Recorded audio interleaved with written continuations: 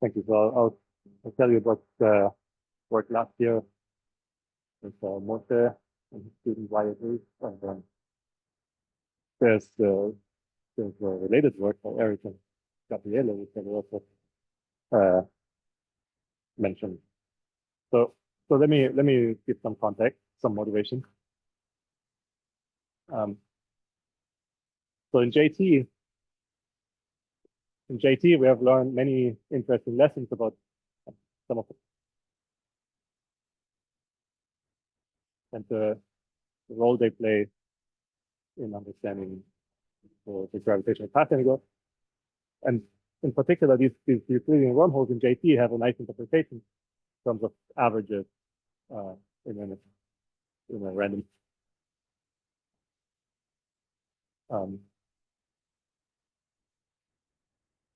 And famously double trumpet geometry with understand spectral effects and universal contribution to spectral correlation.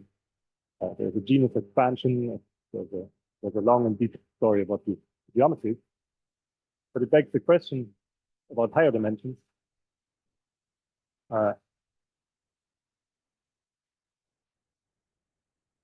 Where it seems like we have no ensemble, but there's wormholes. So there's one story which I will not talk about. It concerns on-shell wormholes.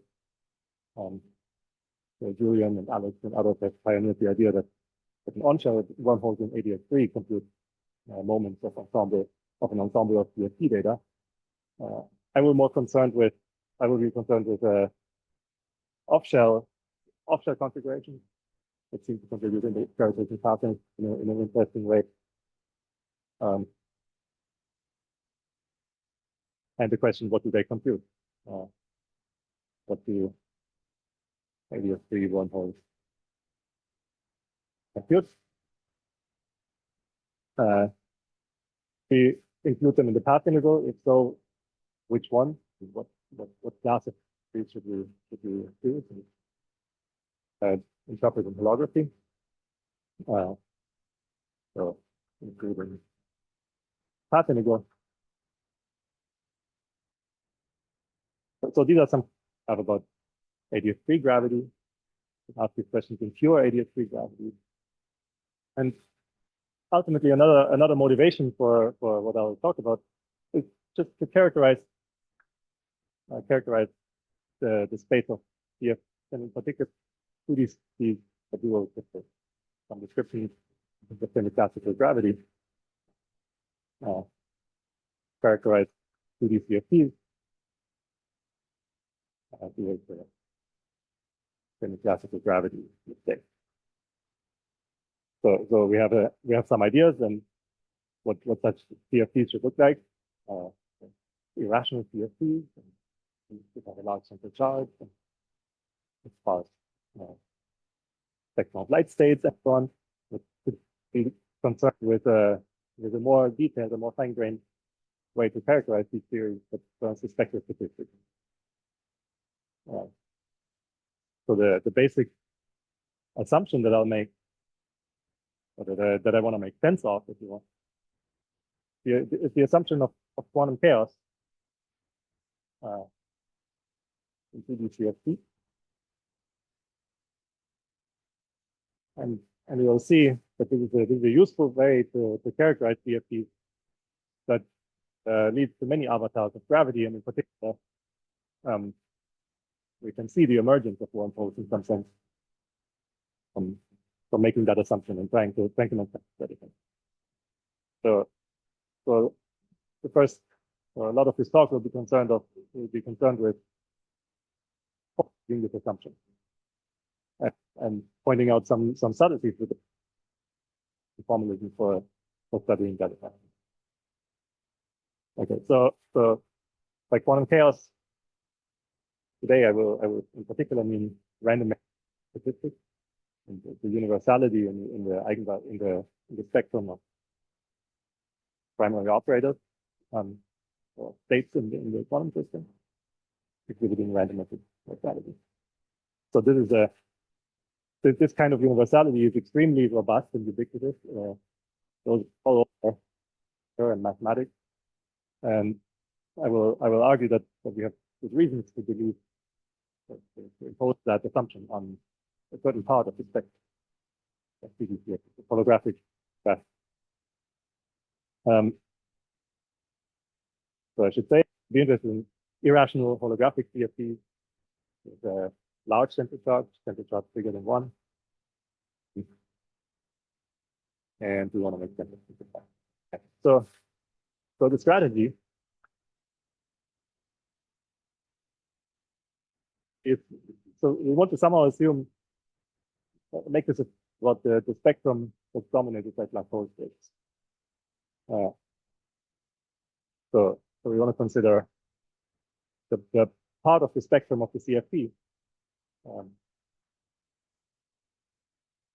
of sufficiently heavy states that are dominated by black holes with horizons, black hole states, and want to develop some formalism for that. So let me start with a cartoon how to think about this part of the spectrum. So you think of the CFT spectrum, the spectrum of operators activated by the formal dimensions H and H bar. Then there's a extremality bound C-1/12, and the states organize themselves in fixed spin trajectory. Okay.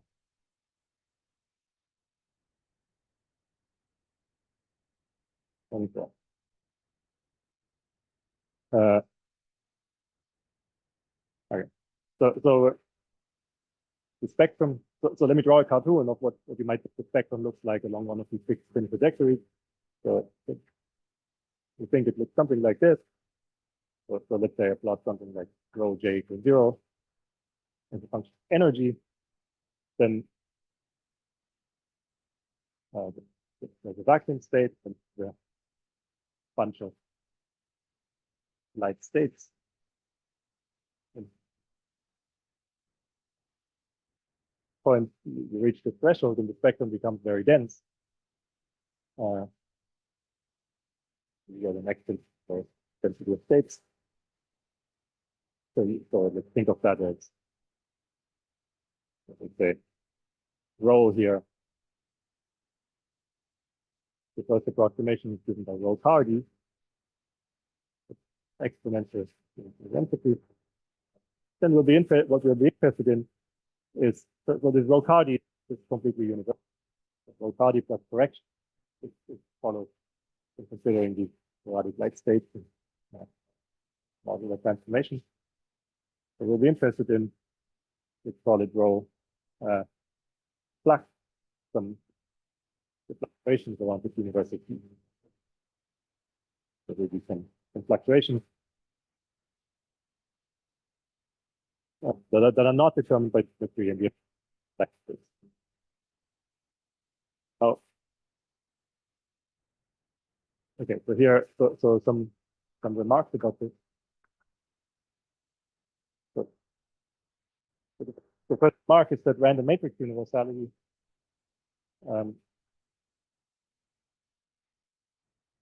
random matrix universality will be a statement about the spectrum of these states. It will be a spectrum about the part of, it will be a statement about the part of the spectrum that's not constrained by symmetry. So in particular, it will be a statement about the fluctuating fees of the random matrix universality. It's something that shows only among states that are not constrained by symmetry.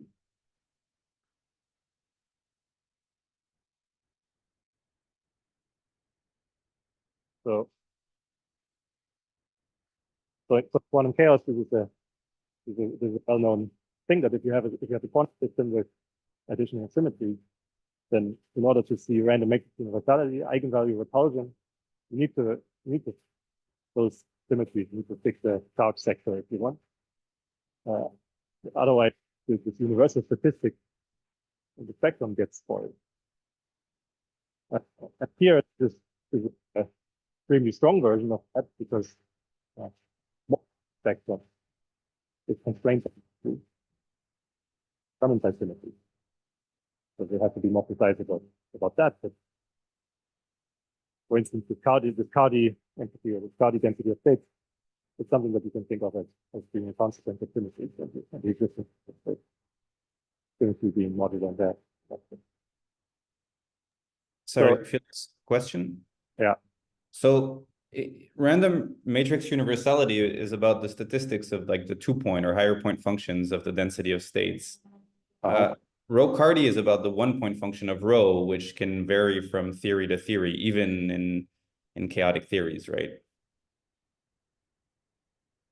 So in some sense, the mean density of states is never, I mean, it's kind of like a parameter of RMT in some sense, right? Yes, it will show up as a parameter. But down in a second, so I'll be concerned with 2-point correlations, say. In particular, the connected piece of those.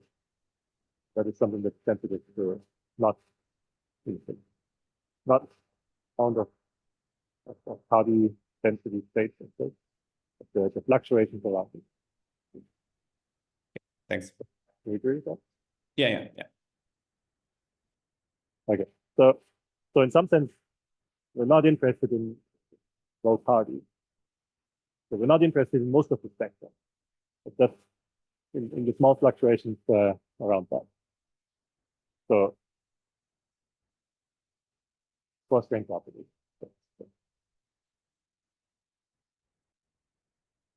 Yes. So the important the statements I make are coarse-grained statements. And we have to understand more precisely what kind of coarse-graining we're doing. So it should be something like microcanonical that we do in more, let's say, in 0+1 dimensional quantum systems. In such systems, you would write things like so let's say a little bit schematic, but you would like to write statements like the 2-point correlation of the fluctuating field has a universal behavior. So the universal behavior predicted by R and P, let's say that this goes like 1 over omega squared.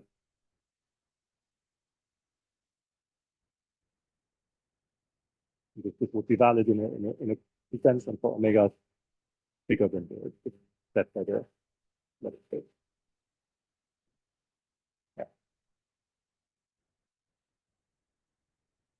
Yeah, I'll be a bit more precise.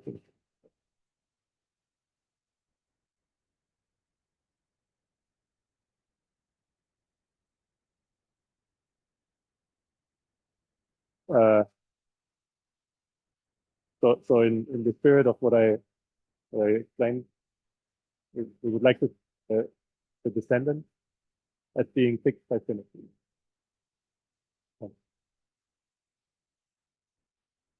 There's evidence that we'll discuss that. Yes, we'll see these specific examples.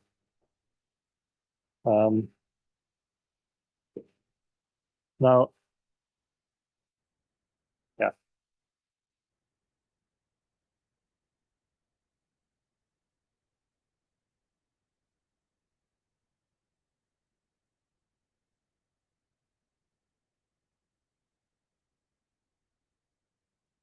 So in just a minute, I'll say exactly the kind of symmetries I want to fix.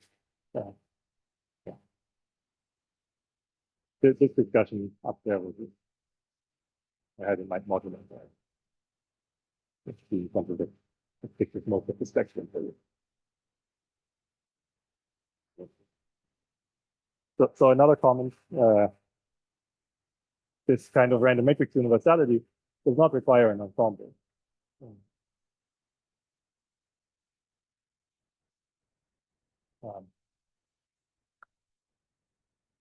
If you happen to have an ensemble of theories, to try to define the averaging that way. But you don't need to do that. So you could, like in the traditional quantum chaos sense, a quantity like this could be defined by microcanonical averaging. So you would ask about this 2-point correlator as omega as you scan over a small range of total energy. So you force grain a little bit on the total energy, hold it for omega. You can, and that way you could discover this universal random behavior.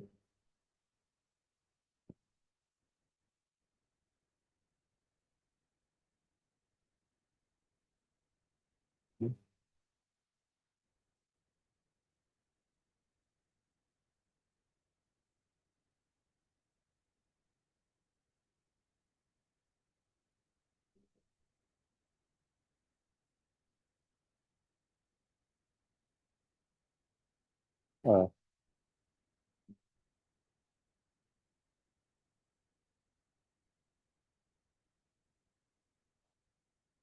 yes, that's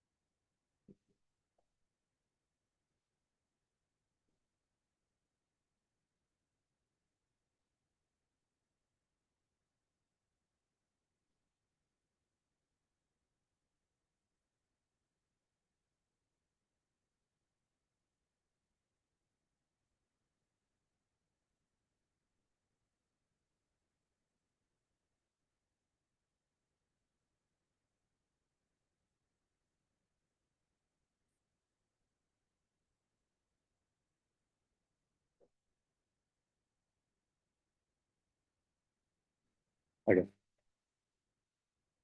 Okay, so the goal will be to describe some formalism that is very that allows us to make sense of these kind of statements in PFT.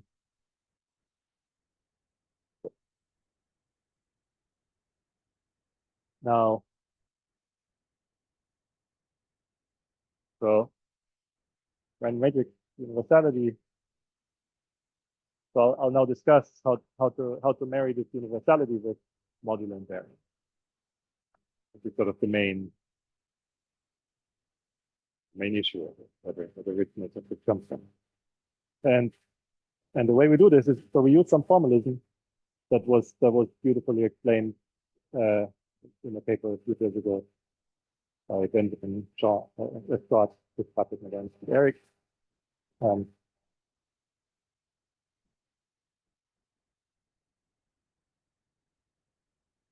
So I'll review the ingredients that we need for that. So let's begin. Let me begin with the density of now for our PDCFT. And I'm going to successively throw restrict the spectrum so that we can zoom into this piece of the spectrum that I'll explain with intensity. So the first thing we would want to do is spin. So spin, or the key transformation, is just one symmetry whose consequence is also fixed. Or in other words, random matrix statistics should be independently a feature of each of these fixed spin trajectories. Each sector, there should be an independent property of the spectrum. So let me call that rho J E. So I'm now discussing states with fixed spin. And then the next thing we want to do is restrict the primary.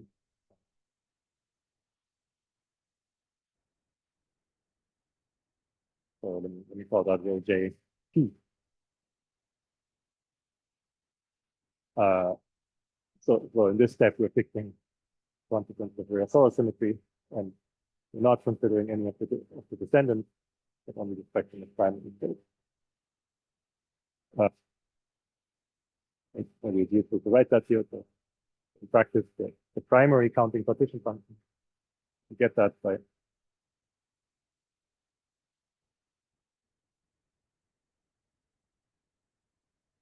forming this object where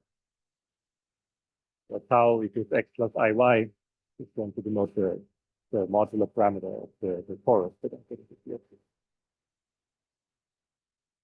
And then see, I'm going to remove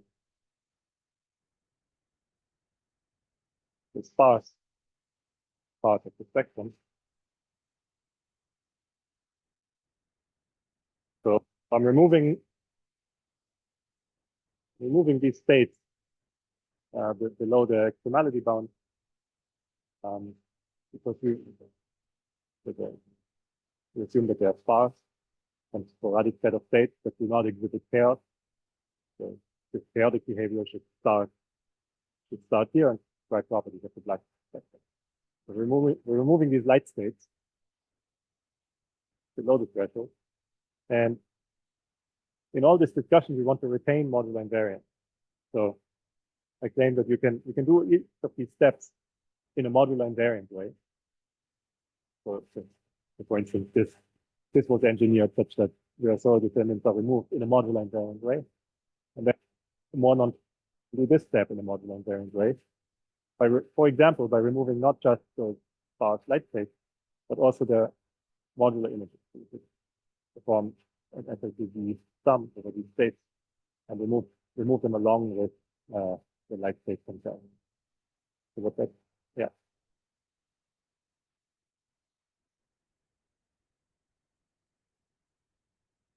Mhm.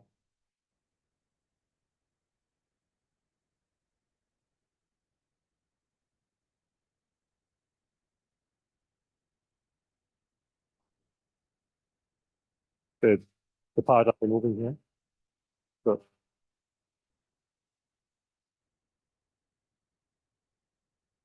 So you might think, so perhaps we can agree that the light states themselves, states that are below this bound, if we assume they are sparse, then there's not sufficiently sparse, then there's not much random universality to be exhibited. Now, well, the caveat that we don't really understand very well what that spectrum looks like at large scale.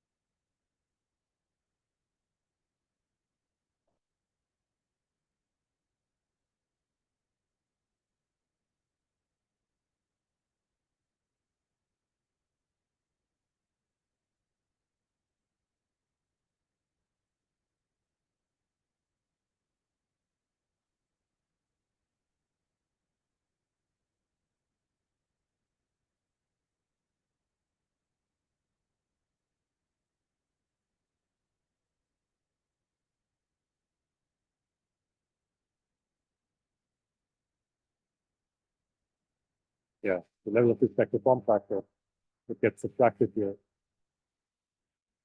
Like, kind of like a disconnection. It affects the early time.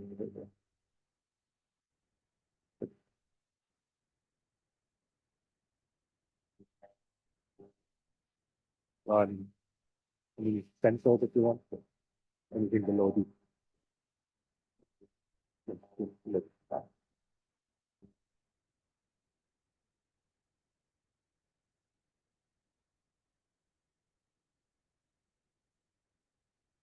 Yeah. So yeah. Okay. Yeah.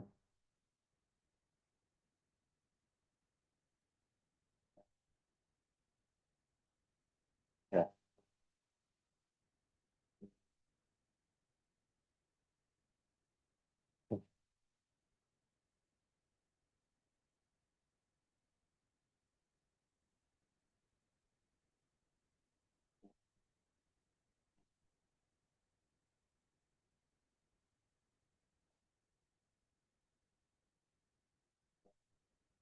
Yeah. Yeah. Once I fix it. So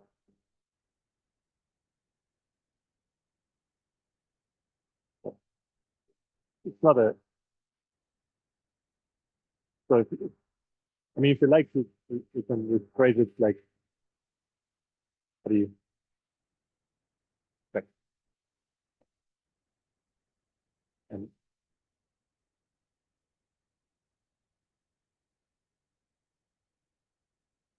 so I'm removing not just bars, so the states that are shaded here, but I model I complete their involved. So removing them by themselves is not a model and it's not procedure.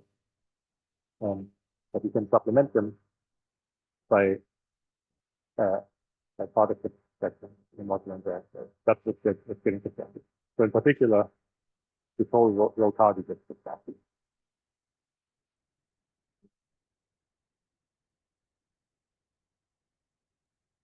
Like well, probably not. Yeah.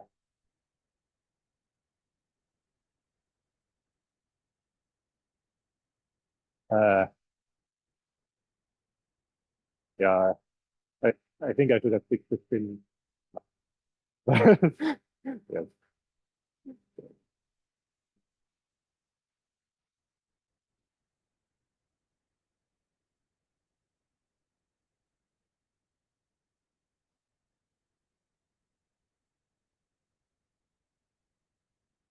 Yeah, these sums typically diverge.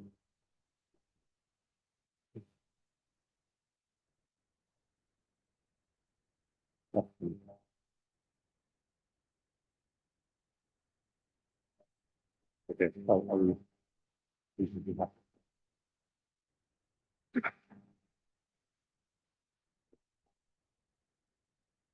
Now, so, so we could say we want to focus on that part of the spectrum. There's also a mathematical reason to do that. What I'll review next in this paper, only take after going through this procedure. And the claim would that for doing this, random matrix or reason about this quantity. So this quantity we have sort of modded out by all the symmetries that constrain the spectrum, and we have now zoomed into a part that describes properties of this unconstrained symmetry.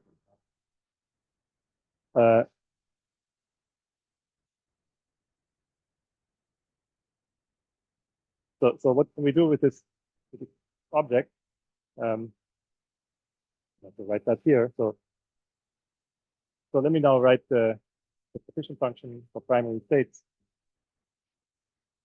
This subtraction procedure applied in the torus. And the point is going to be that we can write this partition function in a basis that implements modular invariant manifest. So statements such as this one are not modular invariant statements. It's not a good approach to the problem. So we want to rephrase that universality in a language where modular invariance is manifest. It does not impose any further constraints. And one way to do that is to work in different spaces, a different set of variables that are not exactly energy or times, but rather labels that label a spectral description of this partition function. So the statement is going to be that partition function can be written in some basis. Let me write that down first.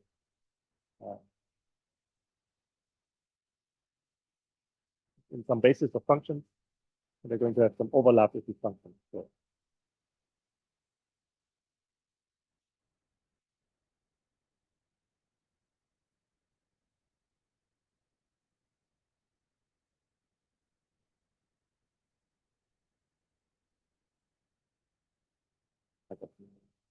So what is this? So if you consider the spectrum, the Laplacian on the fundamental domain, and you look for modular invariant functions, the eigenfunctions of the Laplacian, we find that the spectrum is spanned by two types of functions.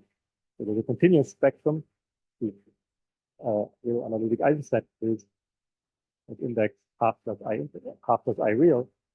And then there's a discrete part of the spectrum that is spanned by these mu n mass cast forms. So you can think of those as say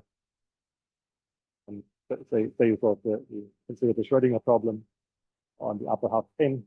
Then there's a set of bound states. So the discrete spectrum, they are like the bound states, and these are like scattering in the fundamental domain. They form a basis in which you can expand the partition function. The basis has the property that it's manifestly modular invariant. So these Eisenstein series ES and these mass transforms are the basis elements that are modular invariant, which means that these expansion coefficients, by this bracket, I mean the inner product that computes the overlap of the partition function with these basis elements. These coefficients are unconstrained from modular invariant. Okay, so let me use some shortcut. I often refer to these as little v sub s and little v sub n. So these are the data that encode the spectrum of the CFT. Okay, the functions are universal, and the spectrum is now encoded in these. Okay.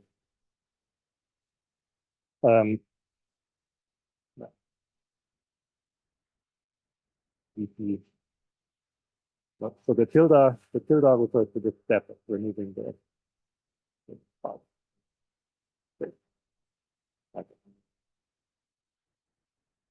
Okay, so let me write some of the things I just said. So we consider the Laplacian and the fundamental domain.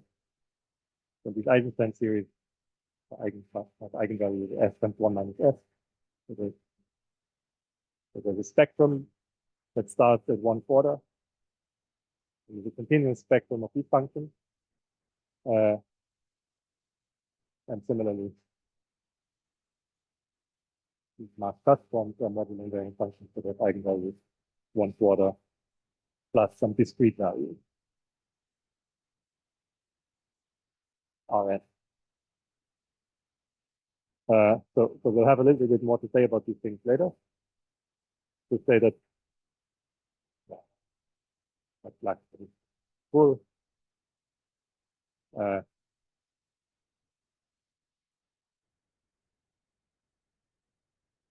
So something that we can roll is Eisenstein series with index half of I omega. You can think of that as a linear combination of special functions.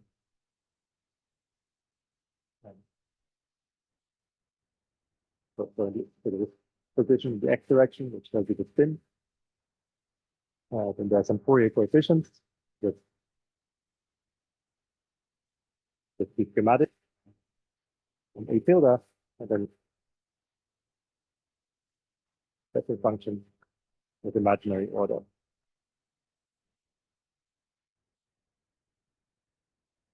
So these Fourier course, and some analytic involved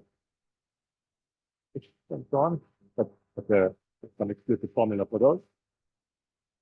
If you can contrast to the mass touch forms that have a similar form, they also have a Fourier decomposition. Free element is a Bessel function of this type.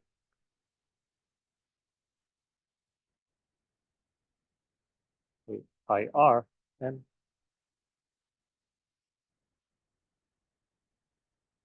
there are Fourier coefficients that are discretely labeled, depend on the spin. The difference being that these discretely labeled mass touch functions are known analytically. So there's no expression I could write for this. If it's decreased, they have to be determined numerically by solving this problem. Looking for modular invariant solution. Simply the values, these Rn that appear in the vector order, there's also no analytic formula for these. So I hope to get back to some of these details later. Now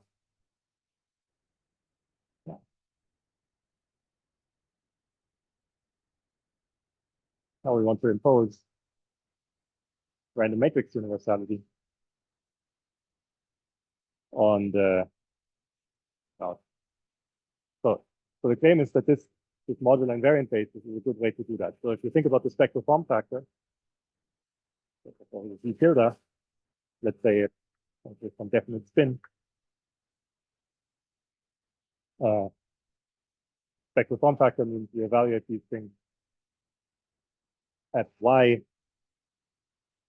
So the modular parameter analytically continued to beta plus IT. And then we do beta minus IT. This universal scaling, so this is sort of the content of random matrix universality. For much of the talk that encodes the universal form of eigenvalue repulsion in the spectrum. So I translate that into these variables, which should look like T over 2 pi beta. And there's some ground state energy factor depends on the spin. Okay, so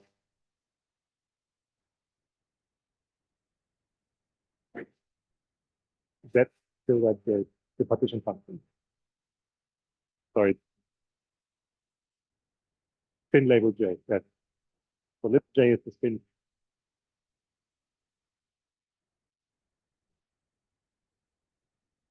Of in terms of the Fourier coefficient is the echo. That's right. Okay.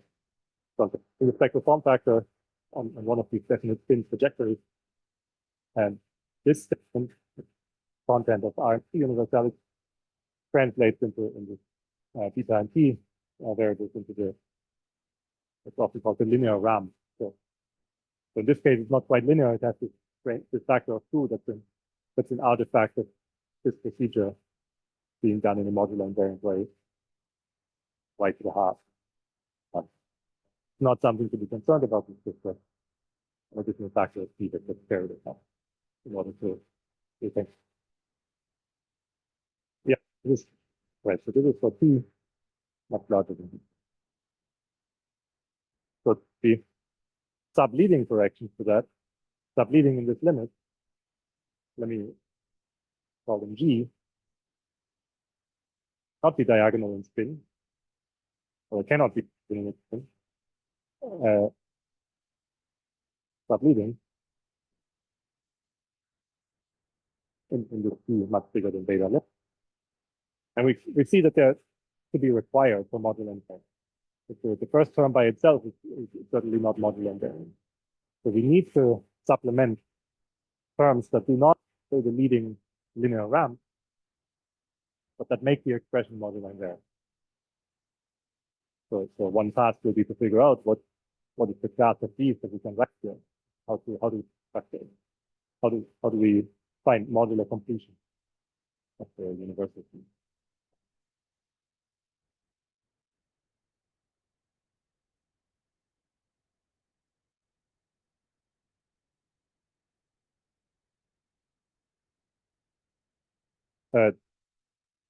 So as I tried to argue in the beginning, that we can make sense of these things in a single CFT. Then it's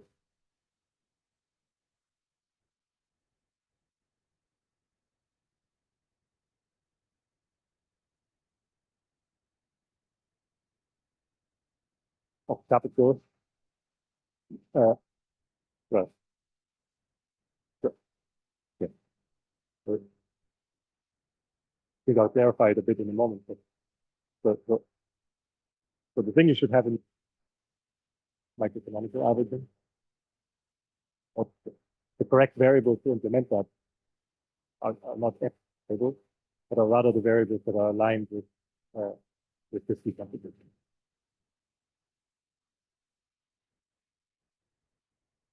Yeah.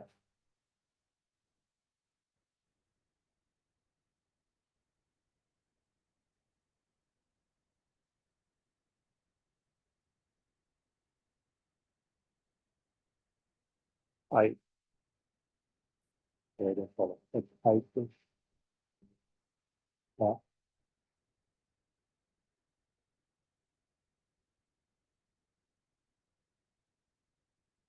Define the sorry. So the modular parameter has an X component, a real part, which I'm suppressing here. So this plus IT refers to the analytic continuation of imaginary parts.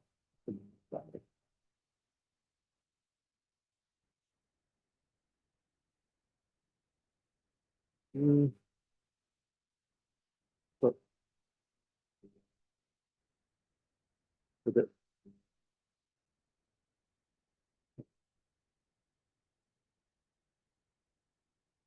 so you define a spin J.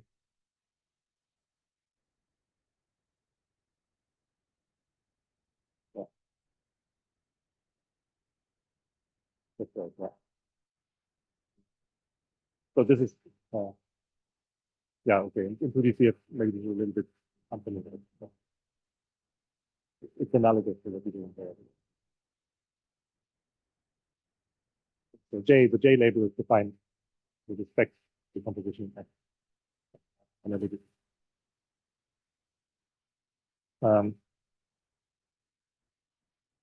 Okay, so now I told you each of these V's I can decompose in this modular invariant fashion, which means if I have two copies of these V's, I can similarly give a modular decomposition of that. So there will be two integrals over the critical line. So there will be element 2 of the isoscene theory and some correlated object for these little V coefficients.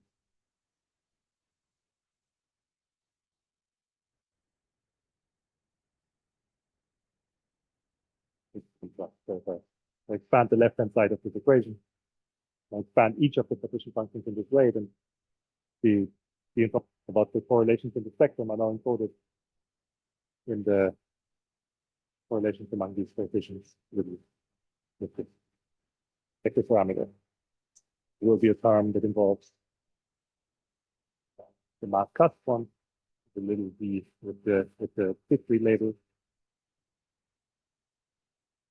cut one.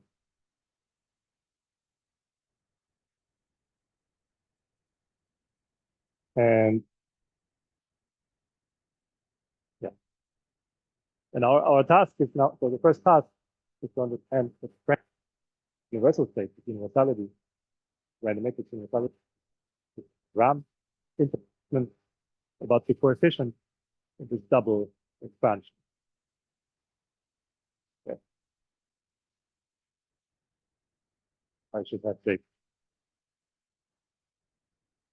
Yeah. So the so these would be the J1 and J2 components. These for which I need the Fourier coefficient and the thing.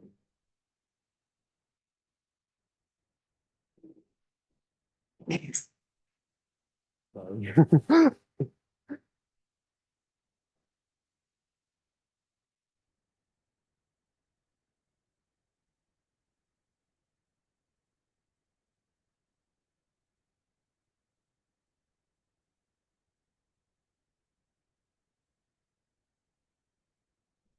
Okay, so you could go now and try to figure out what these coefficients have to be in order to get that unit.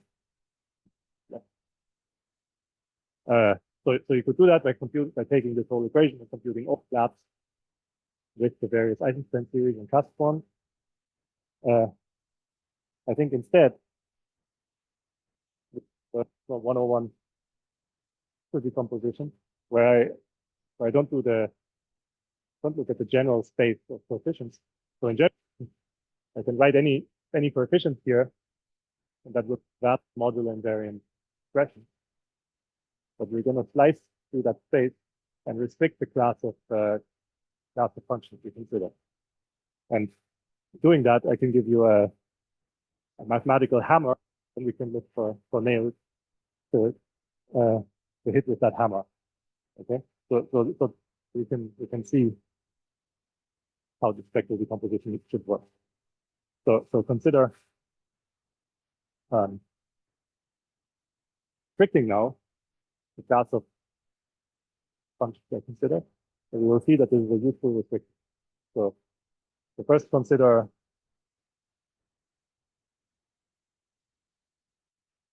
what function.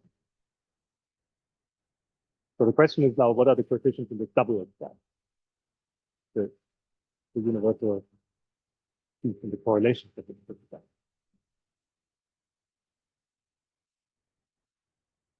So the spectral form factor has a decomposition that involves two copies of ES and ES.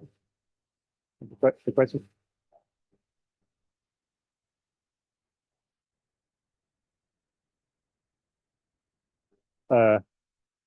Well, yeah. So in principle, if you know what you think, you can work from there. But what I want to tell you is what general form do they have to have? Such that have the spectral form factor because that's the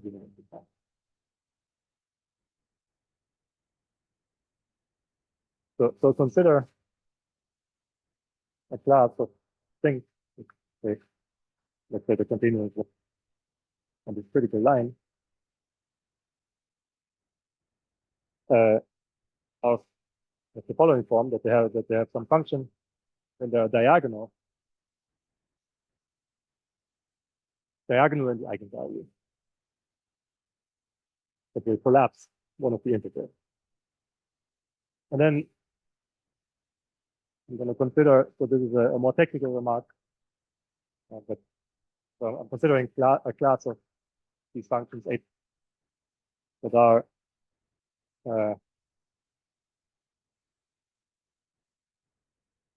turns out to be natural to write in this form, and this function,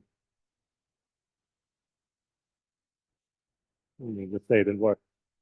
The function should be an integral transform, or the Selberg transform of function that is only that a priori depends on two modular parameters, like things in the spectral form factor, but it depends on the hyperdistance in the other.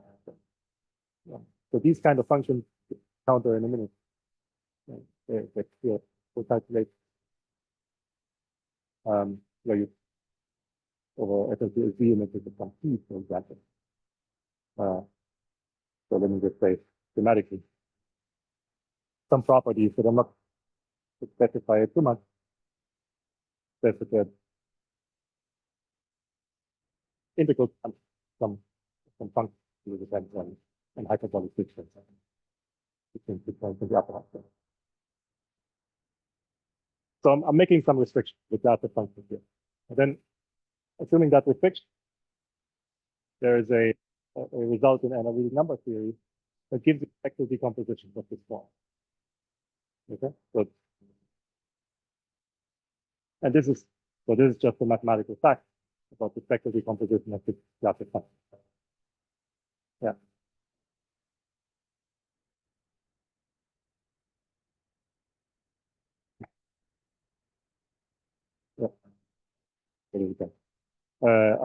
Yeah. I'll sort of motivate it in retrospect. So we will see that the restriction is very natural. For instance, the wormhole that we're after satisfies this restriction.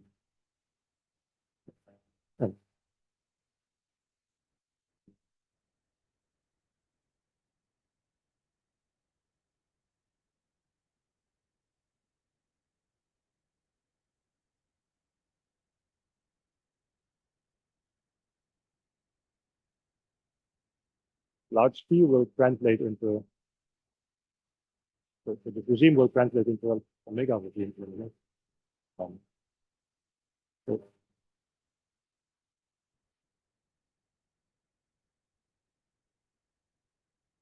that's going to be the statement. So that's going to be the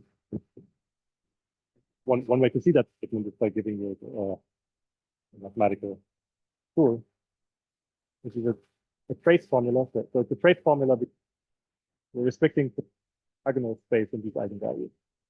So in the space of the functions of the upper half plane, we're now restricting this double decomposition onto the diagonal, onto the trace. If I think of these correlations as some matrix, you see, I'm tracing over that space. It is similar to applies to these kind of functions. So we have our function h in here. E J1, E J2, half plus I omega, half plus I omega. So that's the continuous part of this decomposition.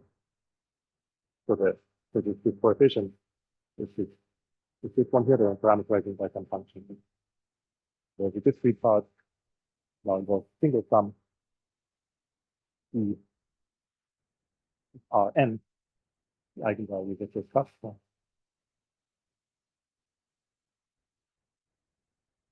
And J.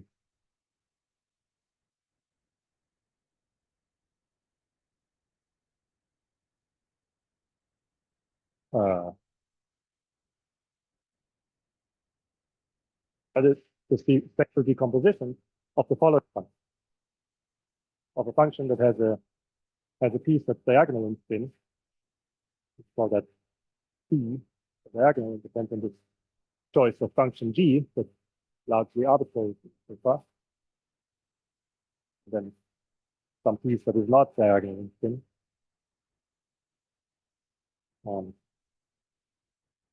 So the diagonal piece it's diagonal piece of G come into the expression of this function G. The function G is the input that is for trace formula, and it involves the best that appears in the basis of the function device sum theory.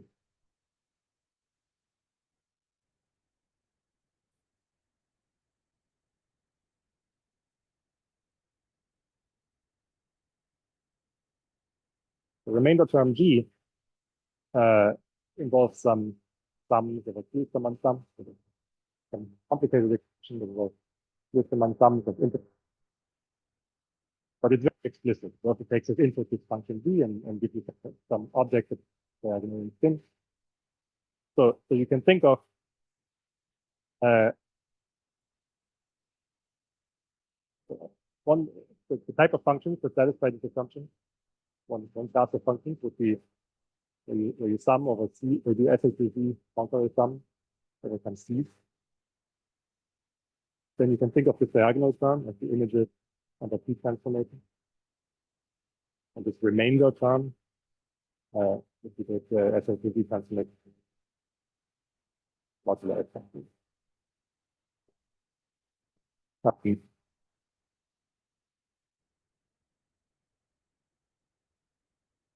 Okay. I hope I haven't lost you with it. So this is a mathematical fact that provides the spectral decomposition along the traits of these diagonal type of function.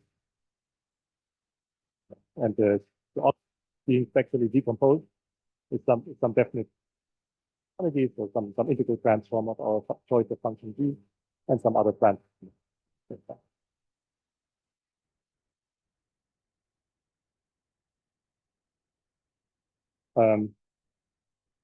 One thing you can observe here is that the spectral decomposition for these functions is that the kernel that appears here has exactly the same form as the kernel that appears here. Now,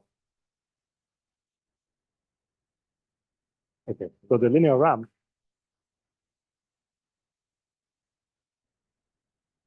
we can understand from this by observing that the function d, that this allows us to spectrally decompose. If for g we just pick the function 1, we pick that function d to be 1, then it, yeah.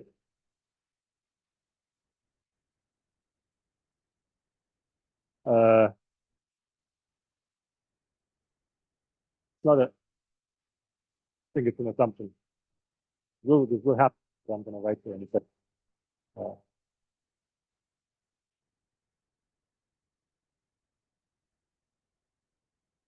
but uniform that if you plug in g equals 1, then this piece is sort of the main piece. So that turns out the leading piece on the right hand side is precisely the linear ramp. Let me just say ramp. So it's precisely the piece that we had up there that we wanted to discuss. So p squared over p plus k. And it's precisely that. It has no, there are no subleading corrections. So the spectral decomposition of that universal ramp fits exactly into this general statement of spectral decomposition.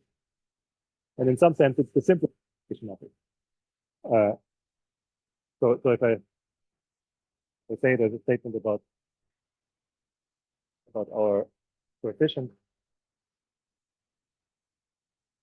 in here, then if g equals 1 choice to these coefficients, and that up expansion of the form delta, so the diagonal eigenvalue, and then they have to cross factor.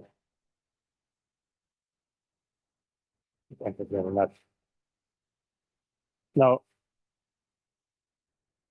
I could so I picked the function 1, so I could consider corrections to that, modified, in particular in a way that doesn't affect the large omega behavior.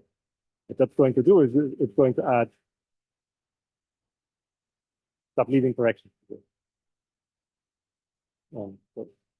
So in some sense, the simplest application of this great formula is the one that gives you the ramp and just and no subleading corrections. The subleading corrections are all going to be in here to make the whole thing modular there. So this is a feature that Eric and Gabriele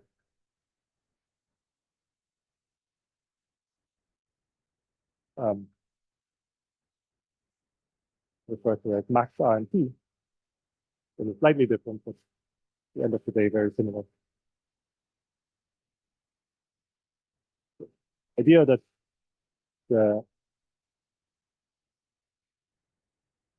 sorry, I haven't talked about the wormhole yet.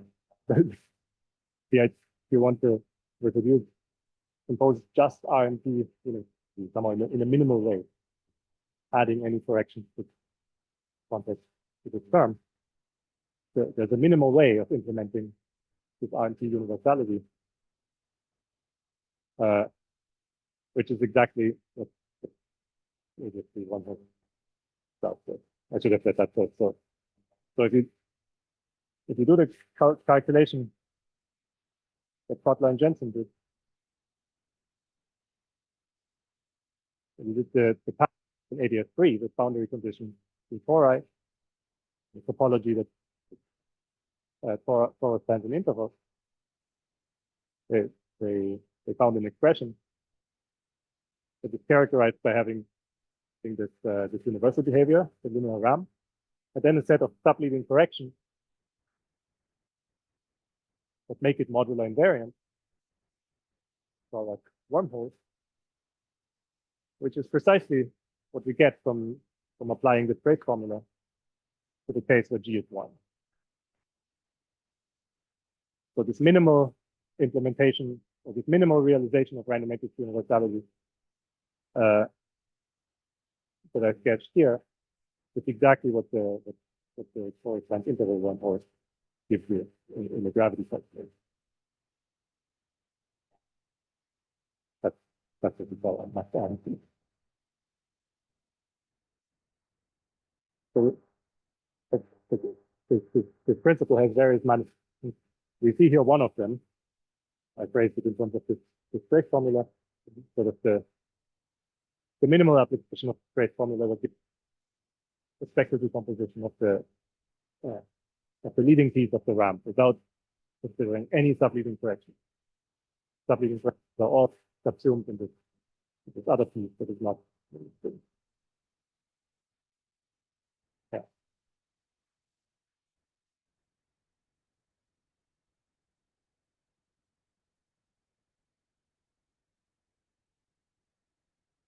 Yeah, so that's how Eric and Gabriele phrased it, and as a projection, as a projection onto the diagonal in this space of eigenvalues.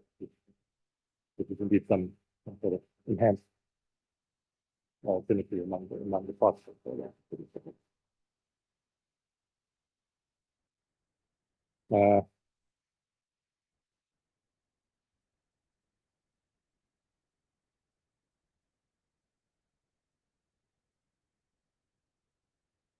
Yeah, it's an additional.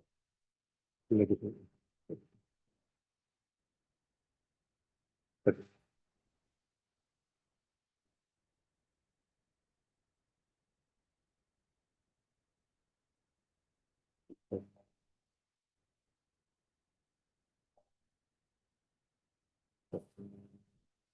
yeah. Yeah.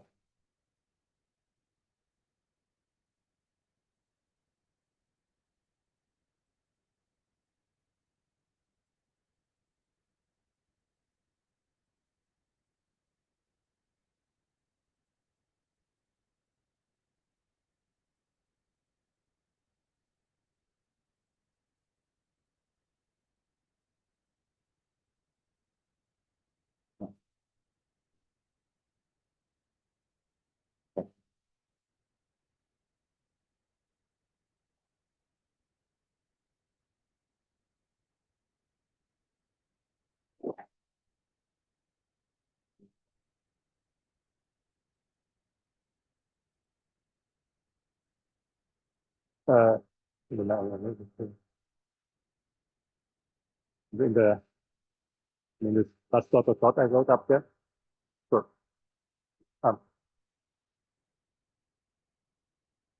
Yeah.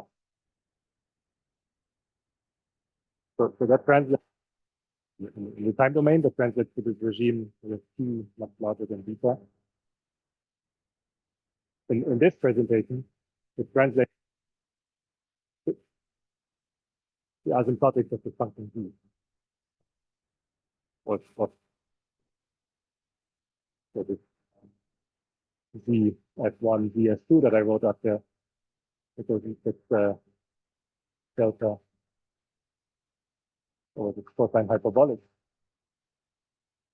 So this is that naturally appears in the spectral decomposition. But if you look at this integral for B more carefully, and you'll see that what you really need is the fact that this dies off exponentially.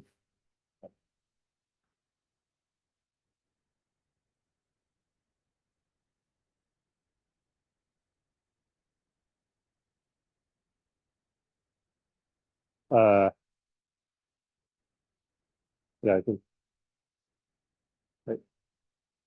I, I think I won't explain it in detail. As a matter of fact, this is analyzed in detail nicely in the by Eric and got why the philosophy is large omega. It's the thing that you need to input into this integral, get the linear graph. It's the function 1 over 2 cos. Then you get minimal implementation. It's nicely into this graph. If it uses precisely the wormhole amplitude. And that gives you the D without any correction. So the D for that case is just the ramp and nothing else. But if I allow for deviations from that at small omega, I will still come to the late time regime. But there will be something incorrect. It will no longer be this minimal.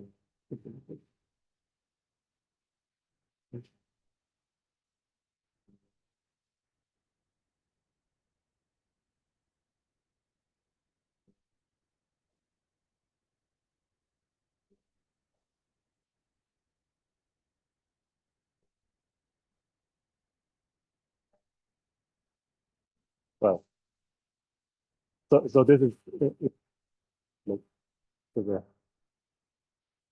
trying to understand more generally how do you go beyond the function, or another way to say how do you go beyond the linear ramp? As was just said, the linear ramp is like the least piece of some universal answers for the something animated theory. But there are corrections to that, in particular if you're interested in the very light time behavior and how sensitive is plateau. Then you need to take into account correction. And they will be of a different type. Not like that.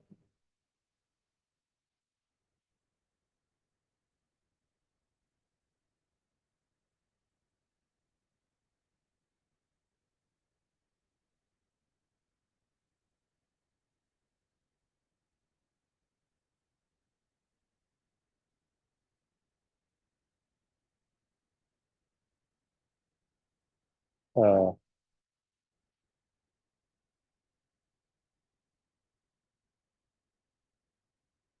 the, uh, yeah, I'm not sure so it's an interesting, how do you go beyond this and what is there and how do you capture things that go beyond this things that I'm discussing right now. And yeah, there are things to be said.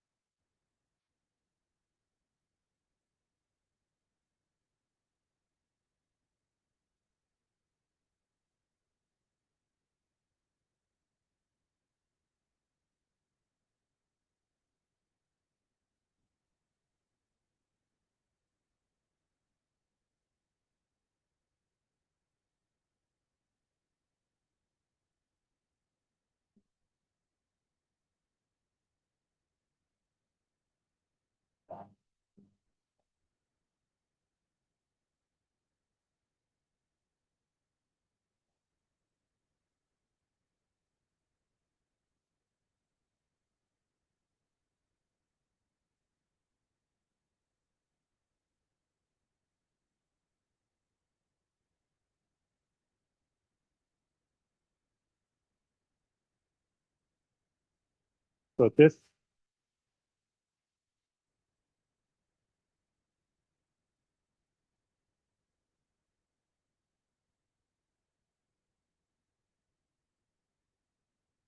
I think it will give, I think it must give correction. So this is the general form that you need to require. There's a more general argument.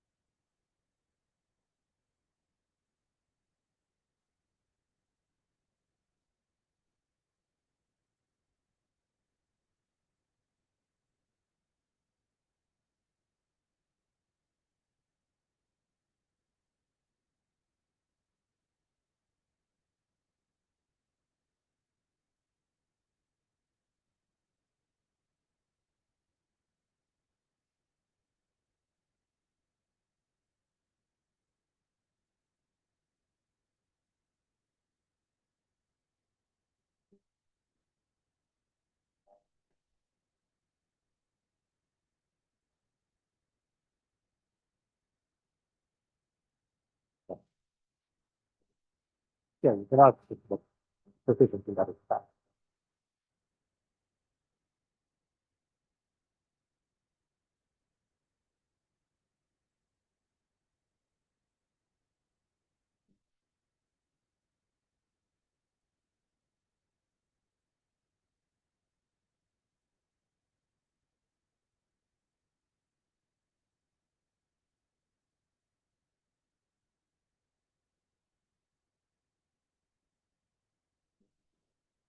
Um, let's see.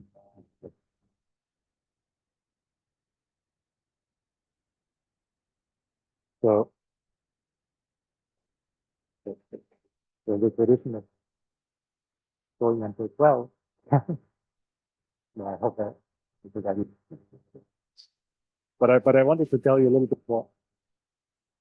One, I guess, wrong.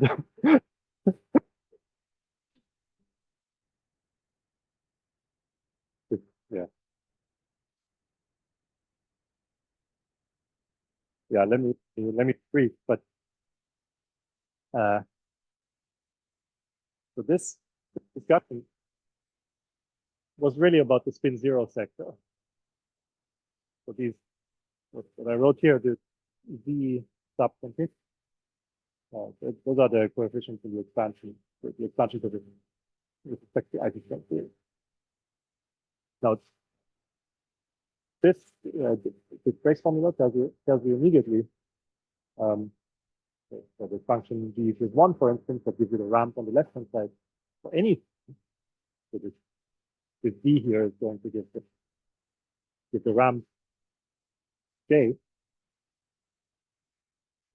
Then, so it tells you also immediately the respective decomposition with respect to the platform. So the platform, if you look carefully, what I wrote here, the cast forms don't have a spin zero component. So it's clear that the spin zero ramp is something that should be encoded here.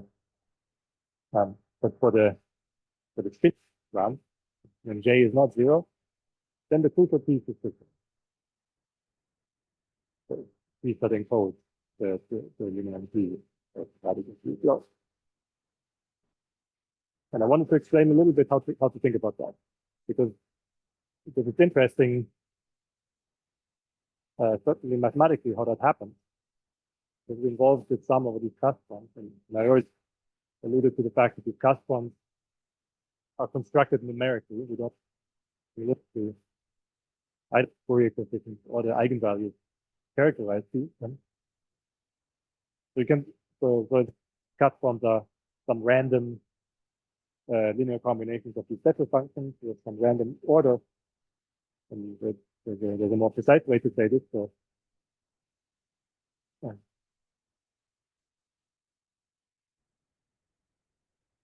So these Rn, show some pictures, so it's not working. So these Rn discrete numbers, Rn is like 13 point something, and then the next one is like 17 point something, and so on. And some discrete numbers. So sporadic and numerically consistent because they are statistics, bounded statistics. There's some randomness in how they're distributed, and something similar holds for the Fourier coefficients. So the Fourier coefficients of these cast forms are also some random numbers, and they're even worse because they're not even. If I ordered cast forms by increasing eigenvalues, then the Fourier coefficients are not monotonically ordered or anything. So for instance, famous conjecture that for the prime spin, these things lie between -2 and 2. Both negative and positive coefficients, and they're bounded by 2. But other than that, I'll show you a plot of these that they're just jumping around randomly. Okay, so bound states for this hypothetical period. And then you might ask how you get this. Let me write down what the spinning ramp looks like that you get from the formula up there. we get a formula that says that the ramp at spin j is just a P over 2 pi beta with an exponential factor for the ground state energy. That's subleading. It's supposed to be reproduced by the spinning component, so by the correlations that have this form that we discussed, where omega now gets replaced, so the eigenvalue of this modular function, and then a double sum, a diagonal double sum of these plus sum.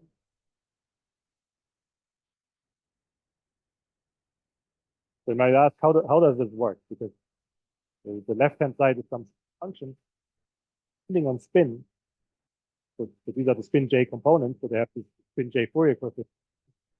They just jump around erratically and in a different way for each spin j. So the choice of spin j, you get a completely different combination of combinations of Bessel functions.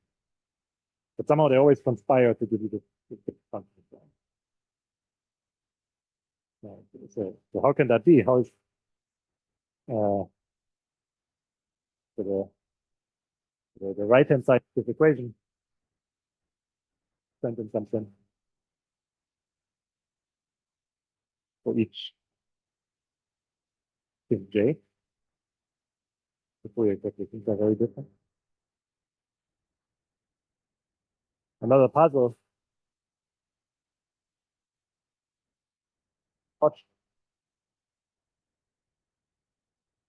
Is of course independent of spin.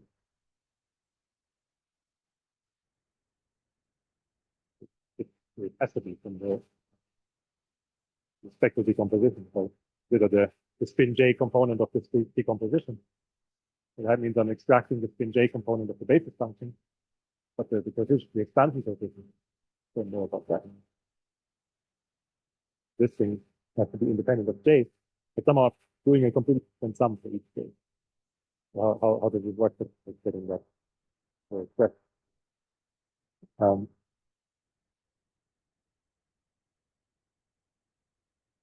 The Einstein contribution has some spin j piece in it. It's subleading to the round. It contributes to this subleading piece.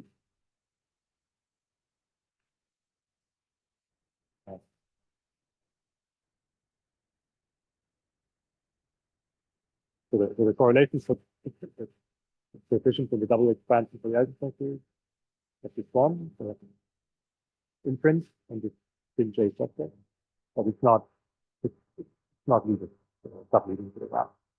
So to get to reproduce the ramp, it's going to be in here. And it needs to come from the sum of the subset. That needs to happen for every j, and somehow this should happen for every j in an independent way, because chaos is the assumption we put into all of this, and it's an independent assumption for each spin factor.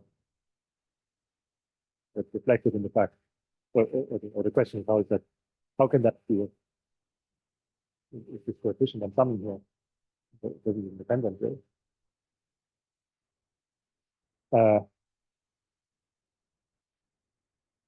Okay.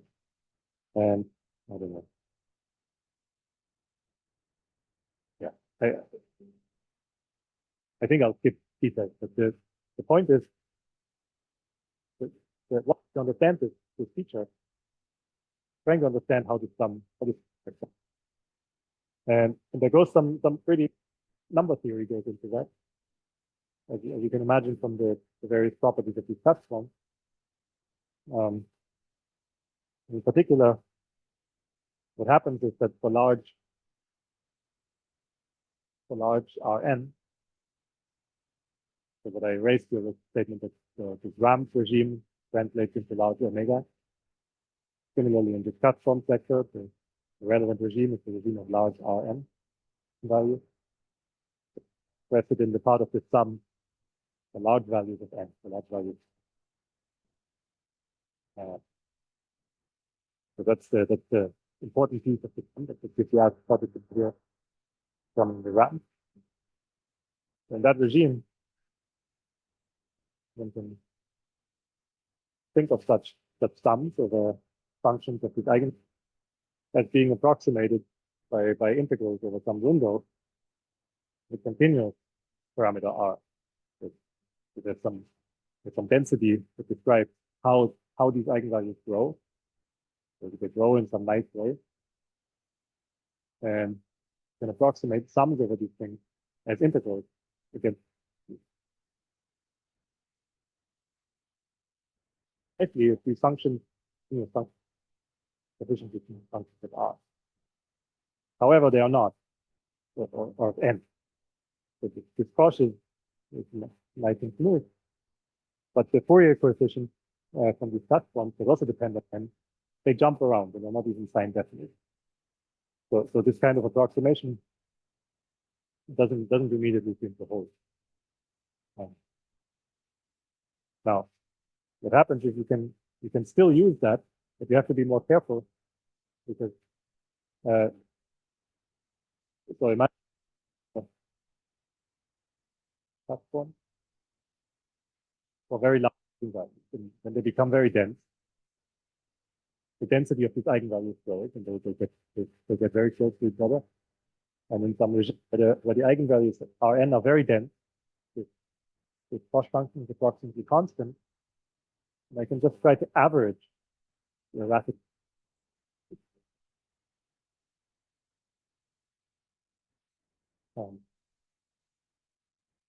So what end up you can sum over large batches of the Fourier coefficients that appear in here, and by some number theoretic conspiracy, the answer you get is independent of the spin j that you put. So the upshot of that discussion is that this is approximately some constant, the sum over n of just the better function.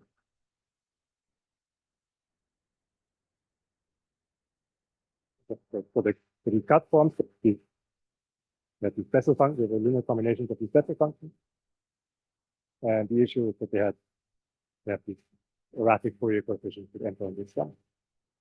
Then you can average over large batches of these, and you get an answer that comes out of the sum and doesn't depend on the spin j that you pick.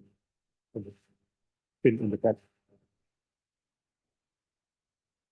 And now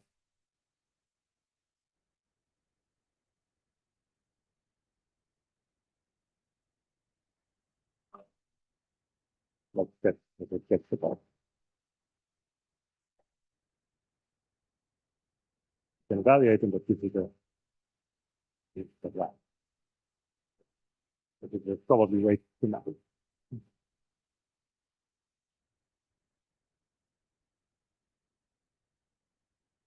Theory dependent. Yeah.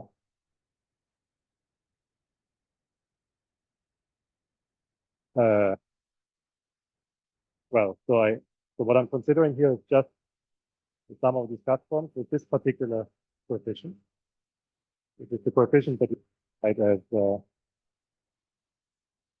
not just giving you the universal lump.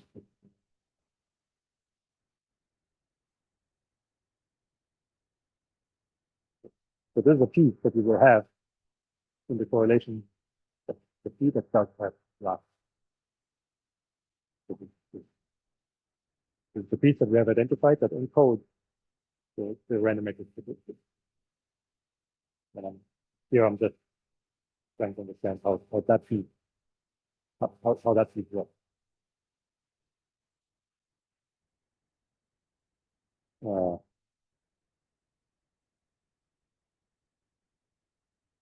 Okay. Yeah.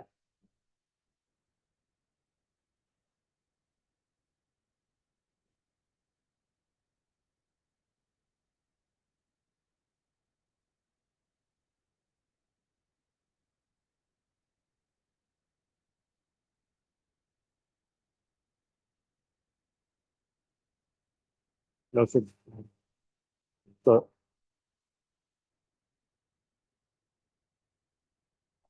So this formula should be read as follows. So the right-hand side of this formula is some function, integral transform of some function.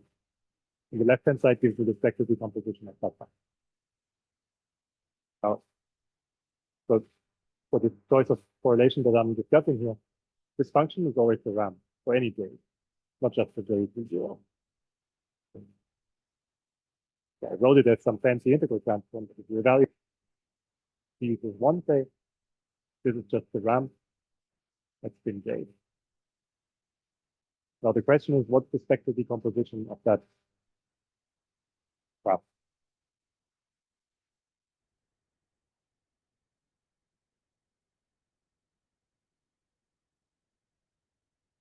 No. And so both of them together provide the spectral decomposition of this function. And I split this into two pieces, one that is sort of distinguished, it's diagonal in spin, and gives the leading contribution. And then some complicated piece that is not diagonal in spin, that ends up giving me spin.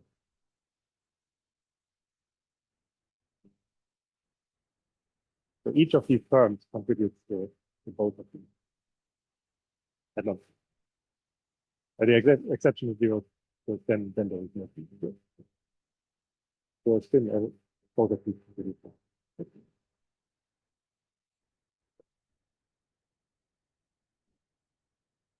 What I'm trying to explain here is how does that work for non-zero spin relative to some of it. So, yeah.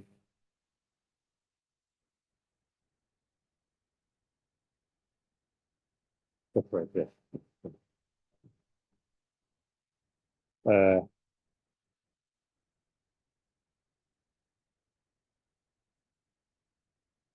this is very schematic. Somehow the lesson is that what we do know about these platforms, statistical information. We know a lot about Rn, for instance, how the coefficients are distributed. You consider many of them. There are very sharp statements about these distributions. And there are constraints of the model and there. And we understand some, and we can answer these two questions just using the statistical information. We don't need to know precisely what any of these values are, but we can input the statistical information that we have, that mathematicians have discovered, to explain how smart transform sum works. For example, how you can always get this nice function, any j, even though the sum in linear combination of a function. It's very different for every different.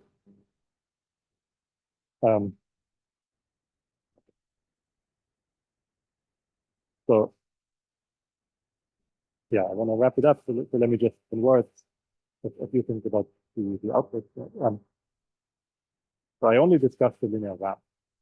As I mentioned before, the universal piece that's predicted by random matrix statistics is more than a RAM. So we have this transition to plateau. Depending on the universality class, the transition to the plateau might be very intricate and might involve infinite expansion and many terms to the count, which is understood quite well in basic gravity in lower dimensions. The question is how to uplift this discussion to the CFTs and for AdS3 gravity. And we identify the corresponding contributions to expected. So how to think about this substitute expansion? Are there new non-perturbative effects that one might want to think about that come in with modular invariance, how it interplays with all this? And then we can ask, is that realized in CFT? So the spectrum of the CFT is near the extremality bound, so it gets into the understand to some extent what that spectrum looks like with, for example, a high spin. Reduction to a Schwarzian regime. So we can ask, can understand that in more detail. expected correlations in that regard. More detail going beyond the leading graph. And yeah, the story is that for another time. Okay, thank you.